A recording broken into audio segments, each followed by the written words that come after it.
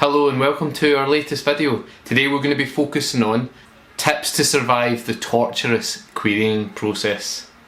So the reason for this video coming at this particular time is that the Write Mentor Agent Showcase is coming up, and many of the people who are part of the programme will be submitting their work to agents following this. The hope is obviously some of them manage to sign up with an agent as part of the programme, but the realistic situation is that most of them won't, and therefore they'll be querying for the first time on their own after that. As we all know, querying is a particularly stressful, particularly difficult time. It requires a lot of patience, it requires a lot of resilience, it requires a lot of getting your mind in a different place in order to get through it and to stop that constant refresh click of your emails that we all do. I did it every single time. As much as the advice I'm going to give you today is contradictory to that, it's what we inevitably do as humans, and I'm going to try and give you some tips to avoid that, but human nature is that we will obsess about this and we will check it over so many times, and I'll also maybe try and be realistic with my advice as well as helpful at the same time. So tip 1 is the classic bit of advice that you get when you go on querying to agents or on submission to publishers, which is to get on with the next book, go on with something different, do something which breaks you out of that cycle of continuous thought about your story. You have probably spent years totally focused in that world and producing the best book that you can before querying, so your mind is very much fixed in there, and if you let it can totally consume all of your thoughts, take over your work life, your family life and so on. So the key is to get out of there if you can, and writing something new or coming up with a new idea, or actually getting away from writing altogether and taking up a new hobby or an old hobby that you've let slip because of your writing or whatever it might be. Spend more time with your family, spend more time at work. You can do all of these things to get away from it. So I guess tip number 1 is to step away if you can and try and work on something new. Tip 2, now this is my own personal tip, it's not a industry approved tip, or it's not like going to work for everyone, but I found when I was querying agents that the least mentally stressful way to do it was to query several agents at the same time. Not just one or two, but several in big bunches.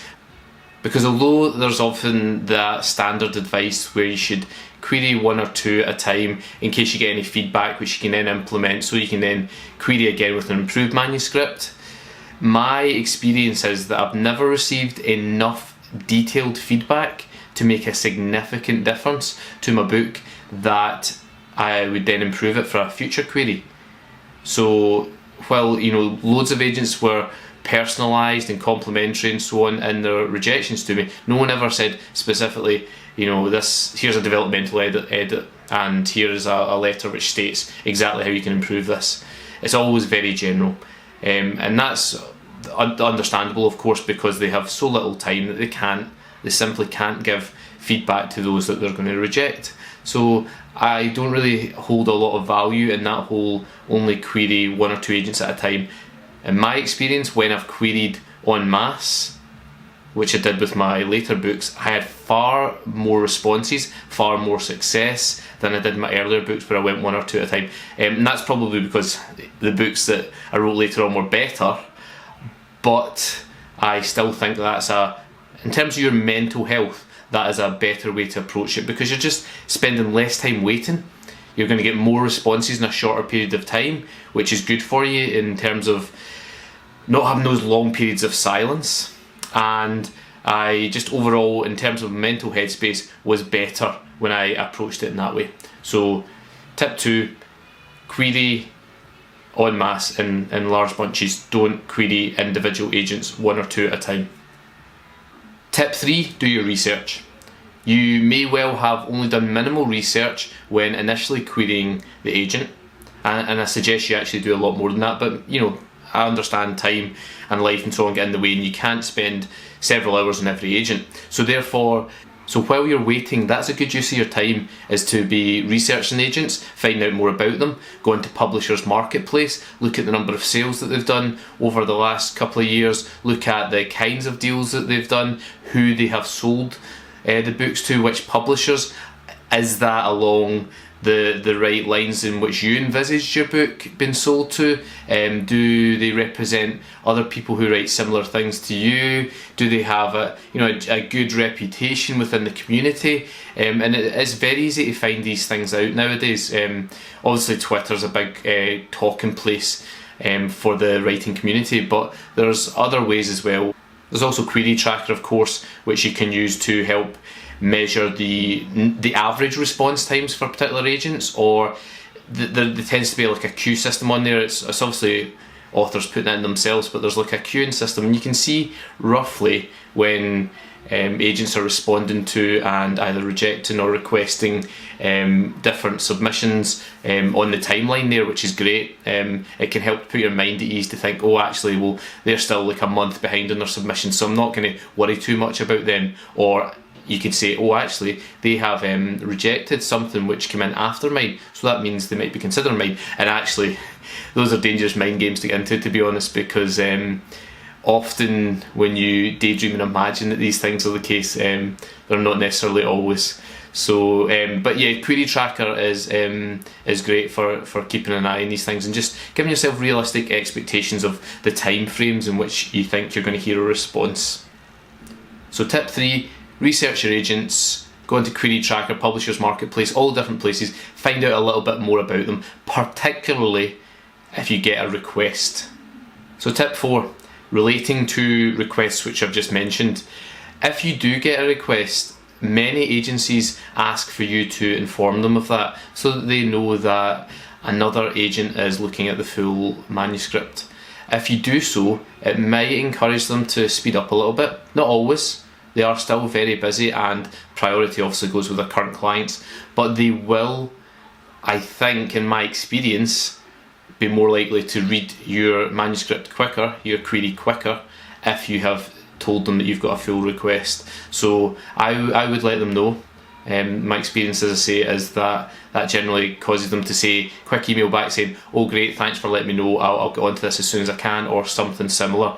Okay. What I wouldn't do is to tell them every time you get a full request, for example, because, well, they know once you get one that they want to be speeding up. If you keep hounding them with it, they might start thinking, well, actually, is this the kind of person I want to represent? You know, they're not respecting the sort of professional boundaries of these things. I said on my website that it'd be 8 weeks for a response, and they've sent me 4 emails within the first 3 or 4 weeks. You know, that kind of thing is not particularly regarded as professional behaviour, and you want to seem professional. You want that agent to think you're a professional author, someone who they can represent, and you will behave in a way that is befitting of someone who is going to be a professional within the industry and is going to be a role model, and someone who young children, if you're writing middle grade or YA novels, you will be a role model to them and you'll act professionally. So that's something just to bear in mind as well. Tip 5 relates to if you get an offer. Now, if you get an offer, this is where the clock starts to speed up a little bit, because generally speaking, if an agent gives you an offer, they are not then going to be willing to wait forever. Okay, and I've actually seen in Twitter recently agents who have said, and I don't know if this is the general standard, but who have said, actually, I don't mind how long I wait, because I'd rather you made the right decision and so on. And that's brilliant that they're saying that. However, you obviously want to extend professional courtesy as well, and you don't want to be saying, oh, actually, after 6 or 8 weeks, oh, I'm still not sure. You want to still, make that agent feel like, yeah, I wanted to be with you. Now that you give me the offer, I do want to sign it. However, you should give yourself that extra few weeks so that you can get in touch with those who still have the manuscript and allow them, if they want to make a counter offer and to say, yes, actually, I also want to represent you, and here's the reasons why I should be the one that's your agent. And whilst most of the time agents will say something like, oh, sorry, I don't have the time over the next 2 weeks to read the full manuscript, so sadly I'll have to step aside, or something similar, you'll find that others will quickly read through the manuscript and see if it is going to be something for them. And again, that totally speeds up the timeline at this point. And you usually get, I think the industry standards guidelines are you give them 2 to 3 weeks before you give a firm yes or no to the agent who has offered to you. Okay, and again, this is at this point you'd want to be doing your research extremely thoroughly, because there's been some whispers recently of agents who have been a bit untoward, so you want to be checking that all of your clients are happy with being with that agent as well before you sign. Now, one last tip that I'd give you is, before you sign, speak to at least 2 authors that are represented by that agent, ideally more, but at least 2. And you want to get different perspectives. So you want to get the perspective of someone who has signed with that agent and who now has been published, i.e. they've sold their book and everything has gone well. But you also want to get that contrasting perspective, which is from someone who has signed with that agent but hasn't necessarily got a deal. They might have been on submission for 6 months, a year, or they've given up on that book, and maybe they're going on to something else. Because you want that perspective, because you want to know how you're going to be treated in all eventualities. And being realistic about it, you probably got a high chance of not selling that first book. Getting an agent is the first step, but getting a publisher seems just as difficult, if not more difficult, than getting that initial agent. So something to bear in mind before you sign with them is to make sure that you get both of those perspectives, so that you're happy with how you'd be treated whether you get a deal or whether you don't. Because at the end of the day, you've got to look after yourself in these relationships.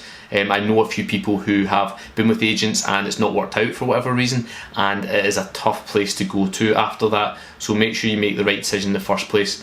I know when I signed with my agent, or just before I signed with my agent, I must have asked about 15-20 questions. Got really involved, asked about, everything to do with the agency, with my agent herself, with everything that we'd been planning and so on. So don't be afraid to ask those questions. They're more than happy to answer them, particularly if they are legit and confident with what they're doing and what they plan for you as well. So totally ask all the questions that you have to. So that's it. Top 5 tips for surviving the querying process. I hope that they've been helpful to you, and I'll finish by saying good luck and may the force be with you.